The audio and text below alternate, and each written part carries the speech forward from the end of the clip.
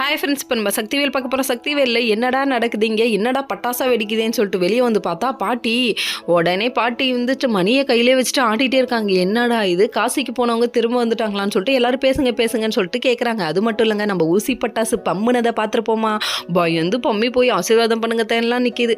நீ என்ன வேணா பண்ணடி, நான் ஒன்று ஆசீர்வாதம் பண்ண மாட்டேன்னு முறுக்கிட்டு போயிட்டாங்க.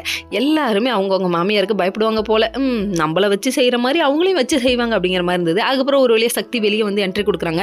சக்தியை தேடின பாட்டி வந்துட்டு, நீ தானே சக்தி, நீ தானே என்னோட 2வது பேத்தி அப்படின்னு சொல்லிட்டு அவங்க பேசுகிறாங்க. பேசினது மட்டும் இல்லைங்க, வணக்கம்னு சொல்லிட்டு சரின்னு சொல்லிட்டு ஆசீர்வாதம் பண்ணுறாங்க. கல்யாணத்துக்கு வரல இல்லையா, அதனால் ஆசீர்வாதம் பண்ணதோட மாலையை 2 பேர் கழுத்துலையும் ஒன்றா போட்டு 2 பேரும் உள்ளே எடுத்து வாங்க அப்படின்னு சொல்லிட்டு ஆரத்தியெல்லாம் எடுக்கிறாங்க.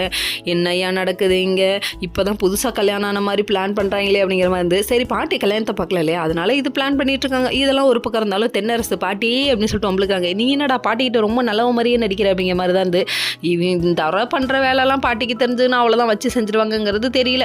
இன்னொரு பக்கம் வந்துட்டு நம்ம ஊசி பட்டாசு செம்மையாக பம்புது, நான் இல்லைங்க ஓவர் ஆட்டம் போட்டு ஏமே அப்படின்னு சொல்லிட்டு பாட்டி கேட்க, ஒச்சோ இல்லைங்க யாரோ உங்கள்கிட்ட தப்பாக சொல்லிட்டாங்கன்னு சொல்கிறாங்க. இன்னொரு பக்கம் நம்ம மீனால் பார்க்கணுமே, செல்வியை அதட்டுறாங்க. எதுக்குன்னு பார்க்குறீங்களா, அதாவது நாளைக்கு நடக்க போகிற பூஜைக்கு நான் கண்டிப்பாக வரமாட்டேன்னு சொல்கிறாங்க. வரமாட்டேன்னு சொன்னால் எப்படி, உங்கள் அக்காவுக்கு நடக்கிற பூஜை தானே, நீ வந்து தான் ஆகணும்னு சொல்கிறாங்க.